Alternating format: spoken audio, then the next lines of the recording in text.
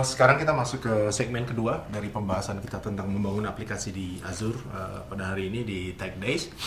Tadi kita sudah melihat typical problem yang kita hadapi sehari-hari sebagai seorang arsitek maupun developer. Bagaimana data center capacity yang kita bisa bangun bisa mengikuti naik turunnya load untuk selalu scalable secara elastis. Dan itu hal yang tidak mudah untuk kita achieve di data center yang on-premise atau data center yang kita punya sendiri, di mana kita harus membangun semuanya. Dan solusi untuk masalah itu ya, yang kita bisa gunakan adalah cloud computing. Nah, sekarang saya akan membahas tentang cloud computing, terutama platform as a service, specifically tentang cloud computing platform as a service dari Microsoft yang disebut Windows Azure Platform. Saya akan mulai dengan setelah kita punya aplikasi.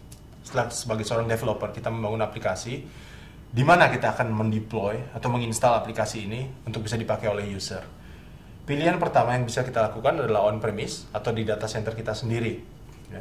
Maksudnya apa? Ya. Jadi kita beli hardware kita sendiri, ya, bangun sebuah data center, kemudian setup listrik, pendingin dan seterusnya, install software, running semuanya sendiri. Ya. Kita punya complete control dan responsibility. Terus perlu dicatat bahwa kita harus melakukan yang namanya upfront capital cost untuk infrastructure. Jadi kita harus invest big time upfront setelah melalui proses perhitungan engineering yang sangat seksama dan detail untuk bisa mendapat capacity data center seperti apa yang harus kita bangun untuk bisa menghandle load saat ini dan beberapa waktu ke depan sesuai dengan kebutuhan dari organisasi. Pilihan kedua, selain on-premise, kita juga bisa meletakkan di hoster. Jadi kita tidak membangun data center kita sendiri, kita pay someone untuk host our application di data center dia, di server yang mungkin punya dia.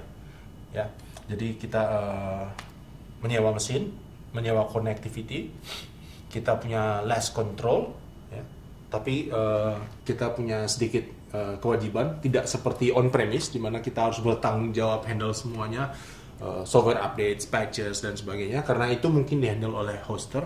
Namun demikian, kita harus pay for fixed capacity even if idle. Hosting biasanya paymentnya adalah tahunan, ya. Dan sering terjadi, somehow misalnya aplikasi kita atau website kita tidak running selama 1 bulan, ya, kita tetap harus membayar penggunaan selama 1 tahun. Nah, option ketiga yaitu cloud, di mana dia adalah pool of computing resources. Kita bisa bayangkan bahwa dia bukan cuma sekedar 1-2 servers yang dikonfigur sedemikian rupa, dia bisa berupa ratusan atau ribuan servers, ya, yang bekerja bersama-sama sebagai suatu kesatuan, ya, pool of resource dari sebuah computing, ya, dan juga storage. Itu adalah cloud computing. Jadi kalau saya analogikan dengan mobil supaya kita lebih mudah mencernanya, misalnya on-premise itu mirip dengan mobil yang kita punya sendiri. Jadi kita beli mobil, ya, kita bayar, ya, invest beli mobil, dan kita harus isi bensin, cuci mobil, maintenance, dan sebagainya. Semua menjadi tanggung jawab kita. Hosting itu mirip dengan menyewa mobil. Jadi misalnya saya sedang bertugas ke luar negeri selama 6 bulan, ya, saya butuh kendaraan, saya menyewa mobil selama 6 bulan, tiba-tiba saya sakit, ya, selama 2 minggu, yang akhirnya harus bed rest, tidak boleh ke kantor, tapi mobil sudah saya sewa per bulannya, gitu ya. Nah, saat saya membayar sebulan dan ternyata saya hanya memakai selama 2 minggu, ya saya tetap harus membayar 1 bulan penuh. Nah, cloud computing itu usage-nya bisa seperti taksi, ya. Jadi saat kita butuh, kita stop taksi, kita naik, argonya jalan, setelah selesai kita pergunakan, kita bisa turun dan tidak peduli lagi mau isi bensin di mana, mau cuci mobil di mana, dan seterusnya. Jadi analoginya seperti itu kira-kira tentang di mana kita bisa mendeploy aplikasi kita. Nah, ciri dari cloud computing, ya, biasanya dia adalah multi-tenant environment yang di mana kita akan share resources dengan pihak yang lain. Ya. Dan seperti saya highlight tadi, pay as you go merupakan salah satu kunci dari cloud computing, ya. Pool of computing resources. Nah, spesifik di cloud computing sendiri ada beberapa terminologi, ya, yang menjelaskan jenis-jenis dari cloud computing atau tipe dari cloud computing. Jadi ada 3 tipe, yaitu software as a service, platform as a service dan infrastructure as a service. Di sini saya akan menjelaskan stack dari network sampai di applications, di mana kita sebagai developer atau IT ya, memanage bagian mana saja dari stack tersebut di model cloud computing yang ada. Di tradisional on-premise data center yang kita punya sendiri, ya, kita bertanggung jawab atau harus memanage mulai dari network, storage, server, virtualization, OS, middleware, runtime, data application. Semua menjadi tanggung jawab kita. Software updates, patch, security, ya, application development, data, problem di storage, network, dan seterusnya, semua kita handle sendiri. Di cloud computing, yang ada 3 jenis ini, yang paling mudah untuk dipakai dan diimplementasikan, ada yang disebut dengan software as a service. Jadi, aplikasi yang dideploy di cloud, dibuat oleh cloud provider tersebut adalah aplikasi yang sudah ready, tinggal dipakai oleh user atau organisasi kita. Jadi, dari network sampai aplikasi, benar-benar kita tidak perlu peduli lagi, kita hanya tinggal pakai aplikasi tersebut. Contohnya kalau dari Microsoft ada Office 365, CRM online, SharePoint online, Exchange online. Ya. Jadi kita tidak perlu membeli server, install aplikasi tersebut di data center kita tinggal pakai aplikasi tersebut. Nah, problemnya sering terjadi, aplikasi yang di-provide oleh cloud provider tadi tidak sesuai dengan bisnis proses atau SOP di organisasi kita. Akibatnya, kita tetap mau mendevelop aplikasi sendiri, membuat skema database sendiri. Nah, maka pilihan yang bisa kita tuju adalah platform as a service, di mana kita tetap membuat aplikasi dan data, tetap memanage area ini, tapi kita bisa melempar network dan runtime ke cloud provider platform as a service tadi. Jadi kita hanya bertanggung jawab di aplikasi dan database, ini tidak kita urusi lagi. Di beberapa kasus, aplikasi dan data yang kita punya, terutama aplikasi, butuh konfigurasi server tertentu, operating system tertentu, yang mungkin tidak di-provide ya, oleh platform as a service provider. Artinya, kita butuh service yang disebut infrastructure as a service, di mana hingga ke level middleware dan operating system tetap menjadi tanggung jawab kita, karena kita ingin melakukan konfigurasi terhadap barang tersebut. Kalau saya summary-kan, jadi ada SaaS, PaaS, dan IaaS. Ya. Di sini benar-benar tinggal pakai easy of development. Kalau platform, kita mesti fokus di aplikasi. Ya, dia bisa mengikuti elastic capacity. Ya. Kalau di infrastructure, benar-benar mendapatkan box yang kita bisa do everything di atasnya. Nah, Microsoft Azure Platform yang kita bahas hari ini adalah salah satu example dari platform as a service. Sebelum saya masuk lebih jauh tentang Azure, saya ingin ceritakan sedikit tentang cloud approach dari Microsoft. Jadi Microsoft ya, punya services yang di-host di data center Microsoft sendiri. Ada juga yang di-partner. Ya. Di-partner ini adalah di Microsoft Partners yang punya data centers, biasanya hosters, ya. Atau juga produk yang sama bisa di-install di customers di data center mereka sendiri sebagai private cloud. Kita menggunakan Common Identity dan Common Management Tools dan juga Common Development Tools. Jadi kita bisa lihat di sini, ya. Kita menggunakan Windows Server untuk operating system dan SQL Server untuk database. Untuk monitoring kita menggunakan System Center dan Identity menggunakan Active Directory, Development menggunakan Visual Studio. Nah, analog terhadap data center di customer maupun di partner, ya, berupa operating system dan database. Kita juga punya operating system dan database sebagai pool of resources yang kita deploy di data center Microsoft yang kita sebut Azure. Jadi ada Windows Azure untuk operating system dan SQL Azure untuk database. Saya ingin tinjau sedikit juga tentang offering cloud computing dari Microsoft. Ya. Yang pertama untuk consumer dan yang kedua untuk komersial atau enterprise. Untuk consumer, biasanya ini adalah services yang free karena Microsoft mengambil revenue dari advertising. Contohnya seperti Bing untuk search, Live Messenger, Hotmail. Kemudian ada yang namanya SkyDrive di mana kita bisa punya 25 GB storage di cloud. Kita bisa taruh file apapun yang kita hendaki. Kemudian di commercial cloud services atau untuk enterprise, ya, kita bisa lihat mulai dari productivity, communication hingga platform. Software-software yang ditampilkan di bawah ini adalah software yang mungkin rekan-rekan sudah familiar karena mereka adalah software yang tradisional ya, dibeli lisensinya untuk diinstal, ya, dideploy di data center kita, kemudian untuk dipakai. Nah, untuk tiap produk ini kita punya padanannya yang kita deploy di data center Microsoft yang disebut dengan Microsoft Online Services. Contohnya ada Office 365, ya, ada Link Online, Exchange Online, SharePoint Online, dan seterusnya. Contohnya misalnya Exchange Server, ya. Instead of kita beli Exchange Server, install Exchange Server di data center kita untuk dipergunakan untuk kebutuhan email, ya, kita bisa berlangganan Exchange Online, ya, sehingga user di company kita bisa mendapatkan service email dari Exchange Online kita. Nah, mulai dari titik ini, garis ini ke kiri, semua termasuk software as a service, sedangkan yang di sini ke kanan masuk ke platform as a service. Jadi ada Windows Azure yang merupakan Windows Server di cloud Microsoft, dan SQL Azure yang merupakan SQL Server di cloud Microsoft. Demikian pembahasan saya tentang cloud offering dari Microsoft yang menjadi solutions. Di segmen berikutnya saya akan membahas lebih detail tentang Windows Azure platform itu sendiri. Oke, kita kembali ke segmen berikutnya dari pembahasan tentang membangun aplikasi di atas Azure. Kita sudah melihat sedikit tadi tentang Windows Azure adalah bagian dari cloud computing Microsoft yang termasuk dalam kategori platform as a service. Kita akan masuk lebih jauh untuk understand apa maksudnya Windows Azure Platform tersebut.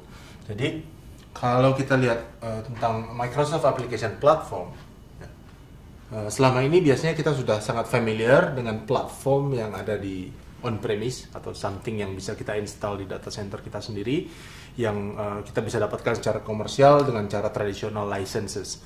Jadi ada Windows Server untuk operating system, SQL Server untuk database, BizTalk Server untuk middleware, ada SharePoint, Dynamics, Office, dan seterusnya. Nah, mulai dari infrastruktur sampai application services tersebut, kita juga punya layanan yang dideploy di data center Microsoft yang customer bisa akses dan gunakan dengan metode pembayaran bukan menggunakan licenses, melainkan dengan metode pay as you go atau sesuai dengan pemakaian. Jadi ada Windows Azure yang basically adalah infrastruktur atau mirip dengan operating system. Ada SQL Azure yang mirip dengan database SQL Server, bedanya dia di deploy di data center Microsoft. App Fabric untuk middleware, ada marketplace dan online services. Nah, untuk membangun aplikasi baik di on-premise maupun di cloud, di platform Microsoft kita dapat menggunakan berbagai jenis developer tools maupun platform. Misalnya Visual Studio dan .NET di dunia Microsoft, ataupun PHP, Ruby, Python, Java menggunakan tools Eclipse di environment yang non.NET.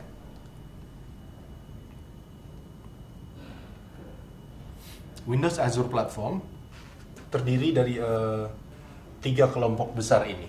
Jadi ada Windows Azure, SQL Azure, dan Windows Azure App Fabric. Seperti kita bisa lihat di sini, ya. Windows Azure bukan hanya tersedia untuk Visual Studio dan .NET, ya, namun juga untuk PHP, Ruby, Python, Java dengan tools Eclipse. Jadi dengan tools non.NET dan non-Visual Studio, kita juga dapat membangun aplikasi untuk kita deploy di Azure yang melakukan platform abstraction, ya, high availability dan scalability. Kita masuk lebih jauh, bahas satu persatu dari 3 bagian ini. Windows, Azure, SQL Azure, dan Azure App Fabric. Kita masuk dari Windows Azure. Di Windows Azure ada komponen yang namanya compute. Basically, dia adalah CPU yang running. Abstraction dari pool of resources dari ribuan server yang hanya kita lihat sebagai compute unit. Kita tidak melihat by machines, by instance, tapi satu kesatuan pool of resources berupa compute. Di situ terdiri dari 2 kelompok besar, yaitu web role dan worker role. Web role basically adalah komponen yang bisa kita deploy di compute Windows Azure, di mana dia merupakan komponen web, ya, yang punya user interface seperti aplikasi web atau website, ataupun web services interface untuk ngobrol dengan aplikasi yang lain. Sedangkan worker role sifatnya mirip seperti Windows Services, aplikasi yang running in the background, tidak punya interface, tidak berinteraksi dengan sistem yang lain, dia just running 24/7 in the background. Komponen kedua, ya, sebelum masuk ke komponen kedua, ada yang namanya Fabric Controller, ya. di mana dia yang menghandle automatic load balancing dan computer resources scaling untuk aplikasi yang di-deploy di Azure. Seperti yang saya bilang tadi, compute, kita tidak peduli lagi compute di level instance atau machines. Ya, kita hanya melihatnya sebagai satu kesatuan. Jadi saat kita melakukan load balancing, misalnya ada 5 servers yang kita gunakan untuk aplikasi kita sudah tidak peduli lagi bahwa ada 5 servers di situ. Kita hanya melihat satu compute unit. Abstraction tersebut di-provide oleh Fabric Controller tadi. Komponen kedua dari Windows Azure adalah storage services. Kita bisa berpikir atau menganalogikan storage services ini seperti storage atau disk atau folder yang ada di dalam komputer kita atau dalam hal ini misalnya di laptop saya. Jadi ada yang namanya blobs, ya. Jadi abstraction unitnya, jadi bukan dalam bentuk disk atau folder, tapi dalam bentuk blobs, tables, queues, dan drives. Ya. Blobs di sini kita bisa meletakkan file, video, media, dan berbagai jenis file ya, dalam bentuk blob di Azure. Tabel di sini bukanlah tabel seperti halnya relational database. Di sini hanya kumpulan objek yang punya properti tertentu. Jadi tabelnya adalah entity yang berdiri sendiri-sendiri yang tidak punya relation satu sama lain. Kemudian ada queue, seperti halnya mungkin kita familiar dengan Microsoft Message Queue, jadi queuing infrastructure, dan juga ada yang namanya drive. Ya, cara untuk mengakses blob storage, ya, kita bisa memperlakukan seperti halnya NTFS drive. CDN, jadi Azure juga dilengkapi dengan CDN, di mana untuk static content kita akan put di edge yang lebih dekat ke user, sehingga memperbaiki performance saat mengakses Azure resources.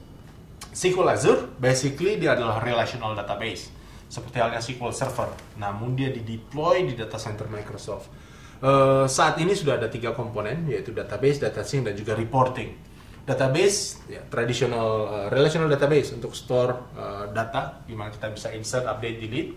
Data sync, kita bisa melakukan sinkronisasi data antara data di SQL Azure dan data di on-premise. Sedangkan reporting, mirip dengan reporting services di SQL Server. App Fabric, dia berlaku sebagai sebuah service bus atau middleware. Jadi skenario-nya adalah saat kita mempunyai aplikasi dan database yang kita deploy di cloud, ya, somehow aplikasi tersebut butuh untuk mengakses data di database yang ada di server di on-premise. Nah, bagaimana aplikasi yang ada di cloud bisa mengakses data yang ada di on-premise tadi? Mekanisme tersebut dimungkinkan dengan service bus dari Windows Azure App Fabric. Jadi dia berlaku sebagai sebuah service bus. Access control untuk federation service. Jadi contohnya misalnya ada company A dan company B. Company A punya aplikasi atau services atau data yang ingin dibuka untuk diakses oleh company B. Ya. Namun IT enggan untuk membuka port, membuka akses directly ke data center company A tersebut bagi company B. Nah, company A bisa membuat sebuah node di Azure, ya, di Azure App Fabric Access Control, di mana dia akan set up bidirectional socket. Jadi yang akses adalah dari company A ke Azure, sehingga company B saat mau mengakses data atau services tersebut tidak langsung ke data center A, tapi melalui Azure Services. Authentication dan authorization dilakukan oleh Azure. Data center locations dari Azure ada di beberapa titik di seluruh dunia, dan yang paling dekat dengan Indonesia ada di Singapura. Jadi kalau kita membuat aplikasi dan database di Azure, ada baiknya kita deploy di Singapura. Dan perlu dicatat bahwa Azure juga memprovide high availability. Ya. Jadi aplikasi yang kita deploy sebagai misalnya di Singapura akan direplicate untuk high availability mungkin di 2 data center yang lain. Sehingga saat sesuatu terjadi di Singapura sehingga data center tersebut down, users akan automatically di-route ke data center yang lain. Dengan demikian high availability-nya dijaga lebih tinggi. Kita punya global distributed data centers seperti yang kita bisa lihat di gambar ini. Dan balik lagi ke problem yang kita bahas di segmen pertama tadi, how can Windows Azure help? Jadi ya, kita ingat gambar yang ini, kita punya web server, application server, dan database server. Saat usage tiba-tiba naik, load tiba-tiba naik, user yang mengakses aplikasi atau website kita jadi lebih banyak, server kita mulai sibuk, ya, mulai responsnya lambat dan seterusnya. Di Windows Azure, ya, kita cukup merubah instance count yang tadinya 1, ya. Kita set misalnya menjadi 3, kemudian kita klik upload, OK. Kemudian automatically Azure akan mendeploy aplikasi kita di 3 node yang berbeda, 3 server yang berbeda. Dan kita detik itu juga akan mendapatkan konfigurasi load balance seperti ini tanpa perlu kita melihat load balancing mekanismenya seperti apa. Jadi kita tidak peduli lagi load balancingnya kalau kita mesti setup seperti apa. Azure yang akan handle hal tersebut untuk kita.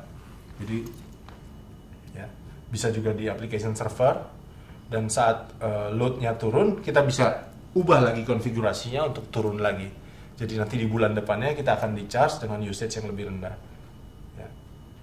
Mekanisme ngobrol antara application server dengan web server bisa kita improve juga dengan komponen web role dan worker role di Azure, ya, analog dengan itu.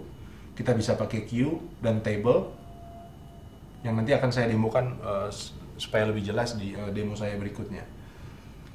Nah, itu tadi Azure. Jadi komponen-komponen yang ada di Azure. Sekarang developer experience-nya seperti apa? Ya. Sebagai seorang programmer, katakanlah kita seorang .NET developer, kita menggunakan .NET dan Visual Studio yang rekan-rekan mestinya sudah familiar. Jadi di dalam Visual Studio itu nanti ada Windows Azure SDK dan Windows Azure Toolkit yang bisa kita download dan kita install, sehingga kita bisa mengembangkan aplikasi seperti halnya mengembangkan aplikasi .NET biasa yang bisa kita develop. Dan aplikasi ini punya configuration spesifik untuk Azure, di package untuk jadi package Azure, dan bisa kita deploy bahkan langsung dari Visual Studio. Jika kita seorang Java developer, Microsoft juga sudah menyediakan SDK for Java, di mana kita bisa mengakses compute, storage, dan networking dari Windows Azure melalui REST protocol menggunakan SDK for Java.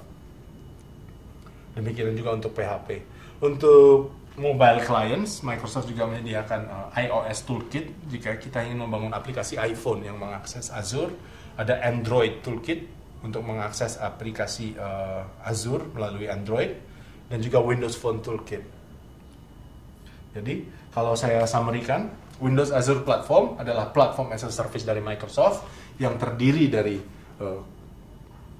Windows Azure dan SQL Azure, serta bagian dari Windows Azure ada yang namanya App Fabric yang berfungsi sebagai middleware yang bisa kita gunakan untuk mendeploy aplikasi yang di-develop menggunakan platform dan tools yang sudah rekan-rekan familiar.